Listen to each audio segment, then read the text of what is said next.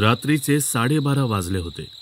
चंद्र प्रखर प्रकाशात चमकत होता, पण जंगलाच्या दाट सावल्यांमुळे प्रकाश जमिनीपर्यंत पोहोचत नव्हता. झाडांची सळसळ, दूर कुठेतरी रातकिड्यांची किर्र आवाज करणारी साखळी आणि मधूनच उठणारा एखादा अनाकलनीय आवाज, या सर्वांमुळे वातावरण आणखीनच भीतीदायक होतं. अरुण देशमुख, पुण्यातील एक नामांकित पत्रकार.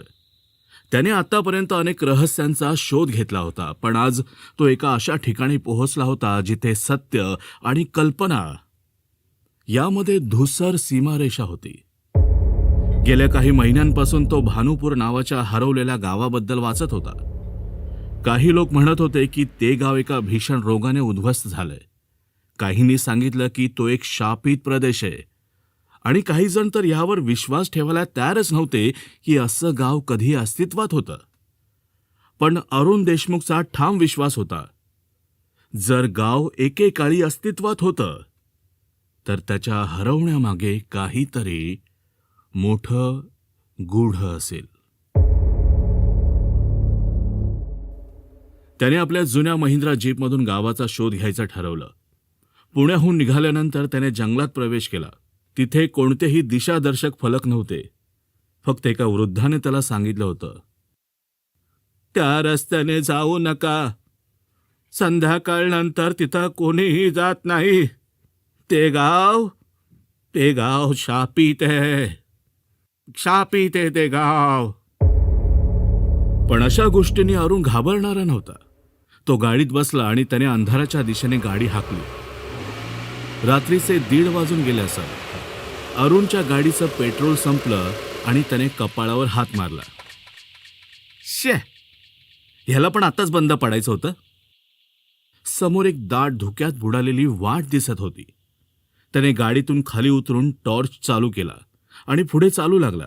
चारही बाजूला कुत्र्यांच्या भुंकण्यासारखा आवाज ऐकू येत होता, पण समोर कोणीच नव्हतं.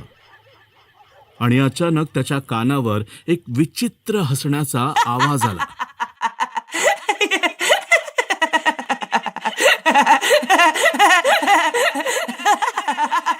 कोण आहे तिथे? कोण आहे तिथे? समोरून काहीच उत्तर आलं नाही, पण काहीतरी गडद सावली समोरच्या झाडामागून हलताना दिसली.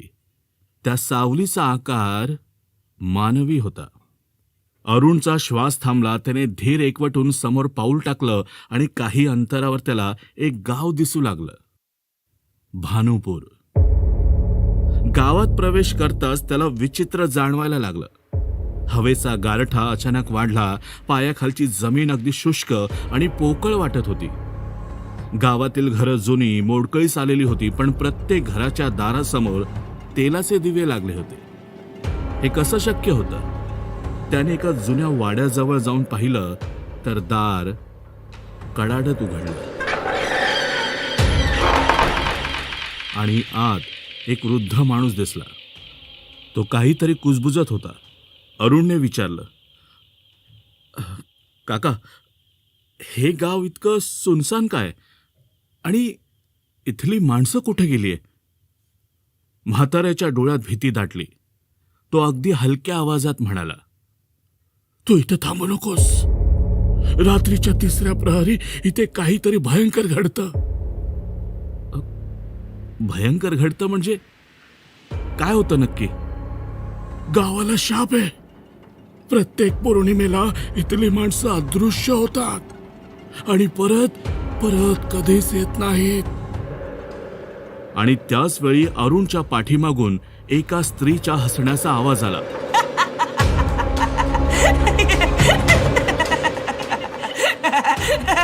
त्याने मागे वळून पाहिलं आणि समोर उभी असलेली स्त्री भयानक होती. तिचे केस वाऱ्यासोबत हलत होते. तिचे डोळे रक्तासारखे लाल होते आणि तिच्या चेहऱ्यावर एक भयंकर स्मितहास्य होतं. तू इथे आलायस? आता तू परत जाणार नाहीस. आता तू परत जाणार नाहीस.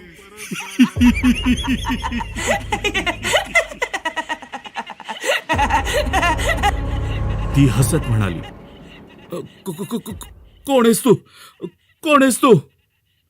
अरुण ओरडला. त्या क्षणी म्हाताऱ्याने काळा दोरा मिळवला आणि मंत्र म्हणू लागला. ती स्त्री जोरात किंचाळली, हवेत विरली आणि गावात नीरव शांतता पसरली. म्हाताऱ्याने हुश करत अरुणकडे पाहिलं. ही मायरा होती.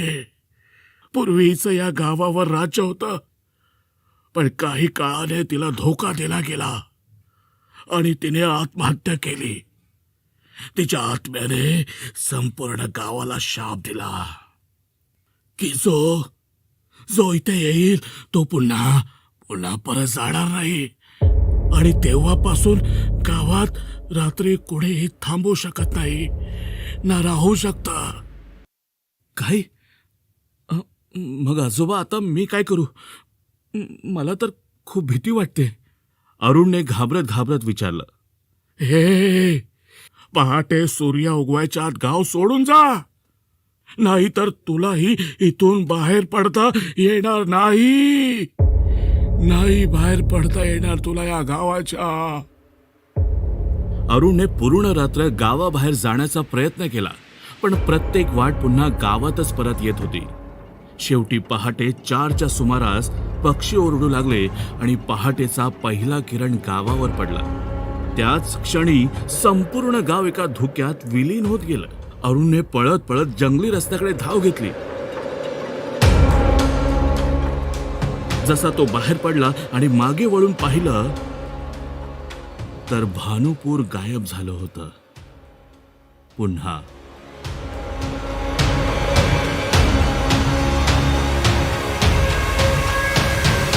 अरुण पुण्याला परतला. त्याने गावाबद्दलचा एक रिपोर्ट तयार केला, पण जेव्हा त्याने नकाशा तपासला तिथे भानुपूर नावाचं गाव कधीच अस्तित्वात नव्हतं. आणि सर्वात महत्वाचं म्हणजे त्याच्या मोबाईलमधले फोटोज आणि व्हिडिओज आपोआप डिलीट झाले होते. पण त्याला माहित होतं, भानुपूर अजूनही कुठेतरी आहे. योग्य वेळी, योग्य व्यक्तीसाठी.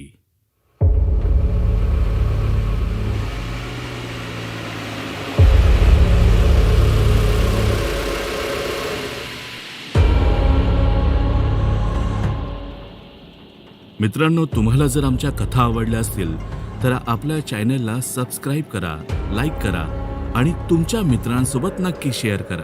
पुन्हा भेटूया एका नव्या कथेसह. तोपर्यंत आनंदी रहा आणि कथा ऐकत रहा, फक्त स्टोरी मित्र कमलाकर या YouTube चॅनेलवर.